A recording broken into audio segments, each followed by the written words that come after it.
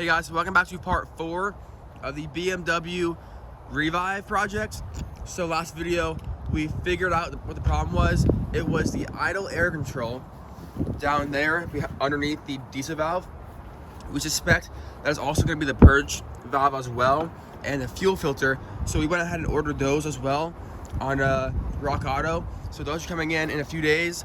But today we're going to see if the idle air control, the new one, will allow this thing to move on the road. So let's get going.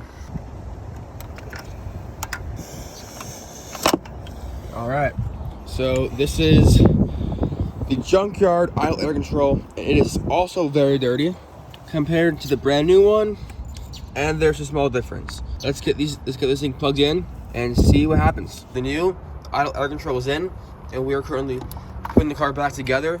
Guys, hopefully this should get the car running good enough to where we can take it on an actual drive. Last video, this thing didn't go very far, so hopefully it changes things.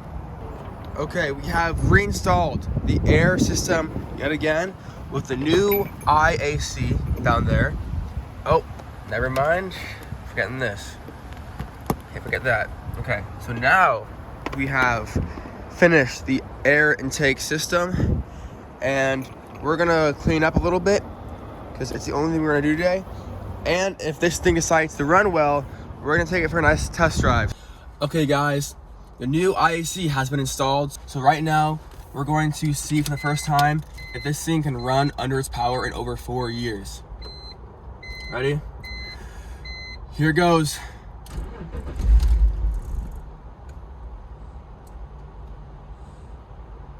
Huh. What? What? That's even worse than last time. What?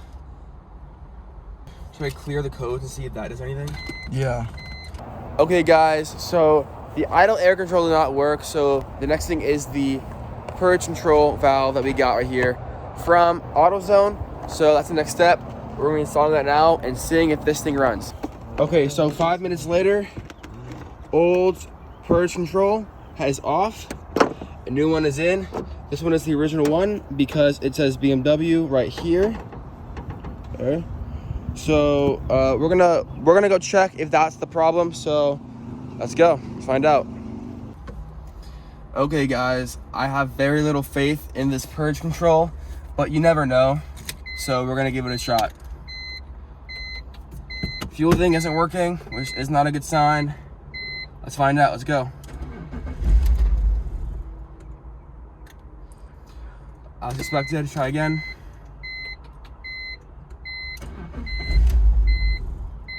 It's even worse now. It's even worse. Maybe it needs to get used to it or something. Not even like anything. That doesn't even idle anymore. No gauge, no idle. After a few more runs, we got it to run a lot better now, but it's probably not the purge valve. It is probably a leaky vacuum line. So We got some leaky coolant. yeah, the coolant is leaking right there. You can see that. It's really annoying, but the first step is getting the car running. So let's go.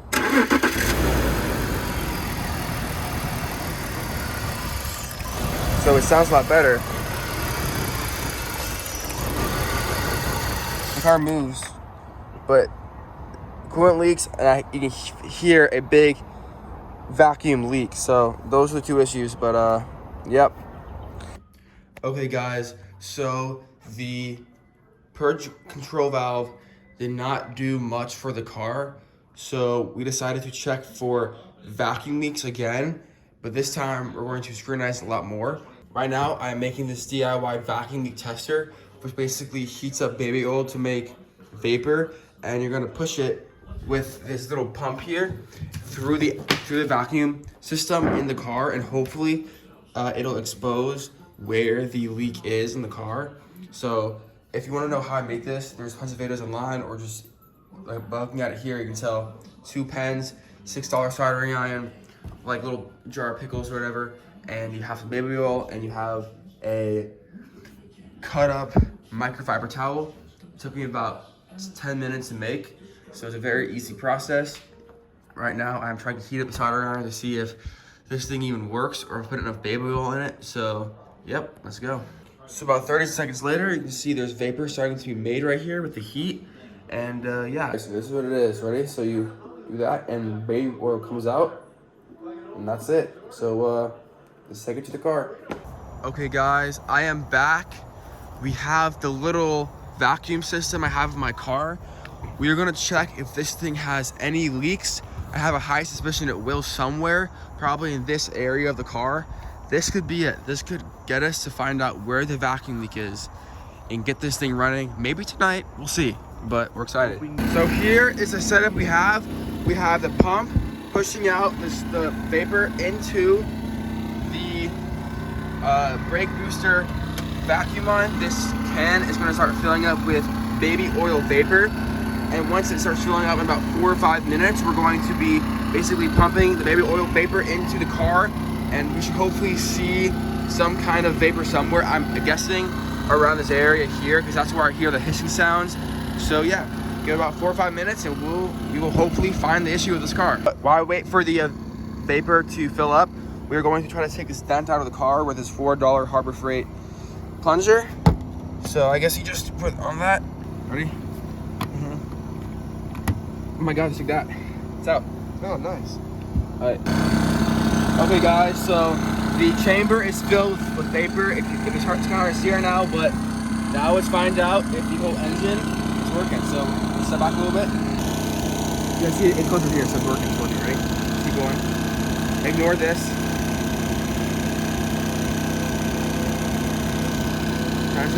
It'll take a little bit for it to start going through the engine, but you can tell it's starting to go through. Okay guys, we are back a few days later. This DIY smoke tester did not work for us that well, so we went ahead and got an $80 one on Amazon Prime. That seems like it's actually pretty legit. It is the Autoline Pro Economy Series one. So we're gonna try it again with an actual smoke tester and see if we see any leaks with that. Okay, so I'm starting to set up this Autoline Pro thing, and it's a very simple mechanism. You get basically a paint can, and you have this rope coil wrapped around in wire, and basically what happens is this 12-volt power system heats it up, creating smoke. This is essentially baby oil, and they only give you basically just enough to fill it up to what the instructions tell you to fill up to. So yeah, it's very simple. And then you have air compression coming in to push it out here. So it's literally just this, but a more refined system. Hopefully the actual one is not going to leak, and it's going to be actually helpful in finding a leak. Okay, so we got it set up. So we have the pump that goes into the heated up paint can filled with basically baby oil, connected to the 12-volt battery of the car, which goes up to this. And yeah, so we're set up in the intake boot with wrapped around a glove to basically pressurize the system. So yeah, let's do it. Okay guys, so there was a leak in our boot a little bit, so we fixed it. We redid the test. It no longer leaks from there, and we made sure the connections are really tight, and there, and also behind the mass airflow sensor. We also cleaned the little metal part inside the actual cylinder in the mass airflow sensor. So just to make sure, we could not find any vacuum leaks. We couldn't find any back here. We couldn't find any over there. We couldn't find any like under the air intake box. So we really don't know what it could be. So what we're gonna do now is fire it up and see if that little intake boot made any difference. So let's go.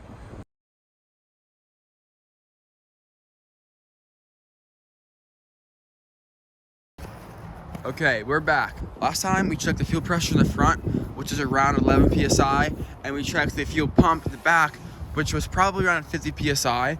So today we're going to be looking at basically underneath the car and the fuel lines, from the fuel line, the fuel filter, and the other fuel line to the fuel pump and to the fuel rail, and see if there's anything clogged, broken, or not working in this car. So today we're going to lift this car up somehow on the wheels and try to get under the car. So let's go. Okay, so here is the plan of action. We could not get the car jacked up because obviously it's on grass. So we went ahead and got some ramps from Home Depot. And what we're gonna do is we're going to take a rope connect it to this tow hook, and then connect it to my tow hook on my sedan, and try to get this thing on the ramps while he's pushing it. And yeah, this should get it up high enough to where we can work the car. So yeah, let's go. Okay, here goes nothing.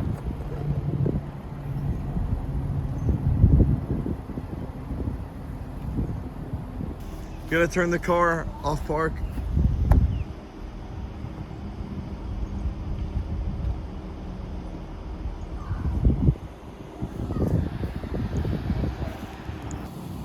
It's moving.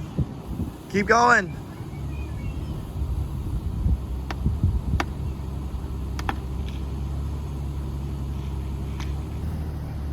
Your wheel has no traction. Stop. Okay guys, so my car did it. My little sedan towed an entire car up. That's pretty damn funny. Here it is on the ramps. Yeah, that was a little stressful. I was scared these old rusty things would break off. Feel this rope, Charlie. That is pretty taut.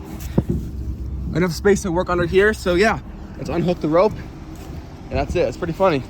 Okay, so if you're ever wondering where your fuel filter is on your E46, it's gonna be right here on the driver's side, and it's gonna be right, where is it?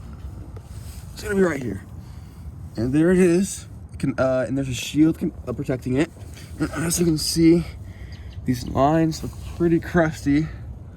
But yeah, we're gonna try to flush out these fuel lines and maybe replace the fuel filter because it's only around 25 bucks. Oh my gosh, what is this?